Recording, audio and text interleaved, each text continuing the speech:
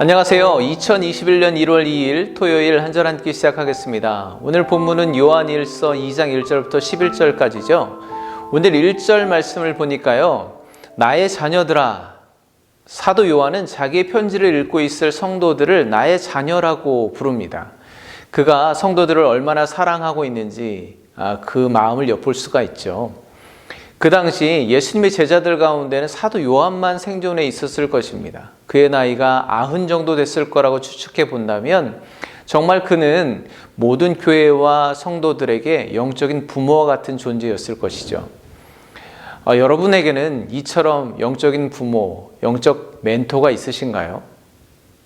네, 어쨌건 그럼 요한이 사랑하는 성도들에게 어떤 말씀, 어떤 편지의 글을 남겼는지 계속해서 1절과 2절 말씀을 보도록 하겠습니다.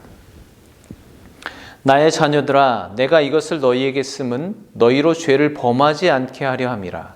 만일 누가 죄를 범하여도 아버지 앞에서 우리에게 대언자가 있으니 곧 의로우신 예수 그리스도시라. 그는 우리 죄를 위한 화목제물이니 우리만 위할 뿐 아니요 온 세상의 죄를 위하심이라. 아멘. 요한은 이 편지를 쓰는 목적이 성도들로 죄를 범하지 않게 하려 함이라고 말하고 있습니다. 그 말대로라면 어떻게 하면 죄를 짓지 않는지, 죄를 범하지 않을 수 있는 방법을 알려주어야 될 것 같은데 오늘 본문을 보면 그런 내용은 전혀 언급하지 않습니다. 네, 오히려 만일 누가 죄를 짓더라도 아버지 앞에서 변호해 주시는 분이 계시는데 그분이 바로 의로우신 예수 그리스도시다. 그리고 그분은 우리의 죄를 대속하는 화목제물이 되어주셨다라고 말합니다. 무슨 말인가요? 사도 요한은 우리가 죄 짓지 않는 방법을 알려주는 것이 아니라 우리가 죄를 짓더라도 그 죄의 문제를 해결해 주실 분이 계시다는 것을 강조하고 있습니다. 세상 사람이나 그리스도인이나 하나님 앞에 모두가 죄인입니다. 전혀 다르지 않습니다. 똑같습니다. 그런데 사도 요한은 세상 사람들과 우리 성도들이 분명한 차이가 있다는 것을 말하려고 하는 거죠. 하나님을 믿지 않는 사람들과 여러분이 어떤 차이가 있다고 생각하시나요? 하나님을 믿으면 무엇이 달라지나요? 네, 여전히 죄를 짓는 것은 똑같습니다. 그러나 다른 것은 우리는 우리의 죄가 무엇인지를 안다는 것입니다. 우리가 죄인임을 분명히 알고 있다는 것이죠. 아주 작은 차이 같지만 너무나 큰 차이입니다. 우리는 여전히 죄 지을 수밖에 없는, 죄에 대하여는 여전히 연약한 존재입니다. 죄에 대해서 주도권을 행사할 수 없는 철저한 죄인들이죠. 그런데 우리가 도무지 해결할 수 없는 그 죄의 문제를 해결해 주시기 위해서 하나님 앞에 변호사처럼 대언자가 되어주시는 분이 계시다는 것이죠. 뿐만 아니라 화목제물이 되어주셔서 하나님과 우리와의 관계를 회복시켜 주시는 그분, 바로 예수 그리스도께 나아가기만 하면 즉시 죄의 문제를 해결받을 수 있다는 사실을 믿으라는 것입니다. 그런데 그럴지라도 우리는 오늘 또 죄를 짓습니다. 어제보다는 조금 덜 할 수는 있겠지만 계속 반복이 됩니다. 주님의 구속하신 은혜로 죄 사함 받고 그리스도인이 되었지만 우리는 여전히 죄에 대하여 연약한 존재들입니다. 그래서 우리가 예수 그리스도를 기억하는 것이 중요합니다.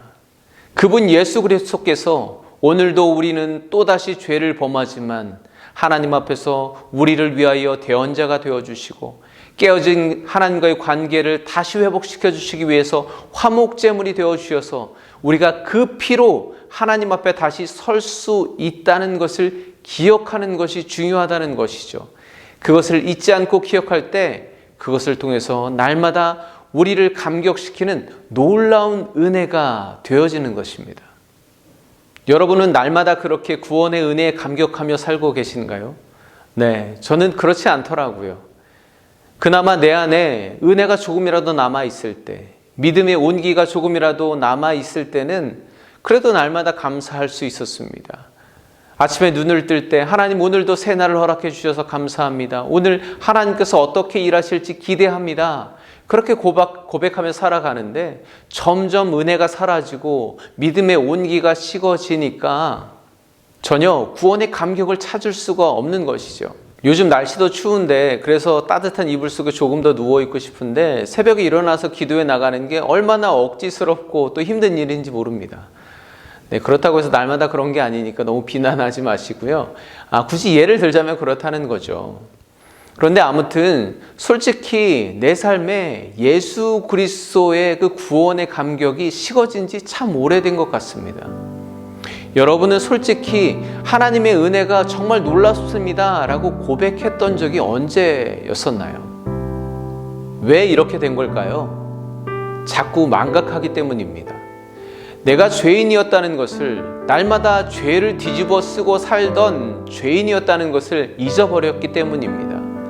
마땅히 재판장이신 하나님 앞에 사형 선고를 받아야 할 존재였는데 오늘도 예수님께서 나를 위해서 대변해 주시고 화목제물이 되어 주셔서 내 대신 죄를 뒤집어 쓰고 내 대신 사형 선고를 받으셨기 때문에 그 십자가의 피로 오늘도 내가 살 수 있음을 잊어버렸기 때문에 내 안에 그 구원의 감격이 사라져 가고 있는 것입니다.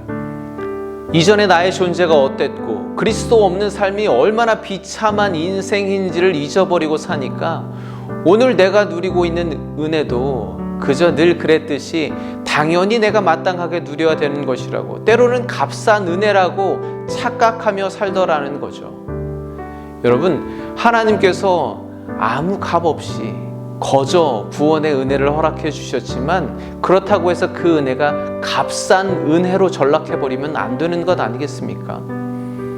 여러분, 예로 들기는 조금 적절하지 않지만 만약에 우리가 구원받기 위해서 한 100억을 줘야지만 된다고 생각해 보십시오.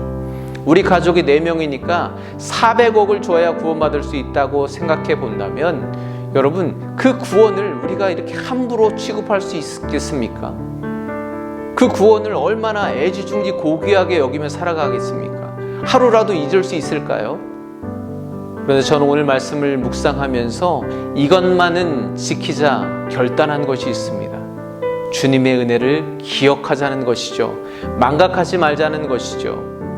매일매일 내가 예수 그리스도의 피로 산다는 것을 기억하자는 것입니다. 저는 그 사실을 기억할 때 내 삶의 구원의 감격이 회복될 줄 믿습니다. 또한 죄를 미워하고 정결한 삶을 향하여 거룩한 삶을 추구하며 살 수 있는 동기부여가 날마다 될 것이라고 믿습니다. 인간이 아무리 잘나고 성공해도 하나님 앞에 설 수 없다면 그 인생은 실패한 인생입니다. 우리가 올해 새해부터 하루, 한 달, 1년 어떻게 살아갈지 정말 철저하게 계획을 세우고 빈틈없이 성실하게 살아가도 하루 단 10분 하나님의 말씀 앞에 또 기도함으로 하나님과 친밀하게 교제할 시간을 구별하지 못한다면 그 인생은 결국 절망을 향해서 나아가는, 죄악을 향해서 나아가는, 죄를 뒤집어 쓰고 살아가는 인생일 뿐입니다. 여러분, 오늘도 우리는 죄인이지만 그럼에도 우리를 위해서 하나님 앞에서 우리의 대언자가 되어주시는, 중보자가 되어주시는, 또 화목제물이 되어주셔서 우리를 하나님께로 인도하시는 예수 그리스도의 은혜를 기억하시기 바랍니다. 절대로 망각하지 마시기 바랍니다. 그래서 구원의 감격이 여러분의 삶 가운데 날마다 새로워지는 은혜가 있기를 간절히 소망합니다. 하나님의 은혜는 당연한 것이 아닙니다. 기도하겠습니다. 하나님, 오늘도 저를 위해 하나님 앞에서 대언자가 되어주시고 나의 그 추악한 죄악을 대신 뒤집어 쓰시고 구원을 허락하신 그 놀라운 은혜가 나에게 감격이 되게 하여 주시옵소서. 그 은혜로 살아가게 하여 주시옵소서. 우리의 의로운 중보자가 되어주시는 예수 그리스도의 이름으로 기도합니다. 아멘. 오늘 사도 요한의 말씀을 기억하시고 죄와는 멀어지고 하나님과는 더욱 가까워지는 복된 하루 되시기를 간절히 소망합니다. 주일 지나고 월요일에 다시 찾아뵙겠습니다. 감사합니다.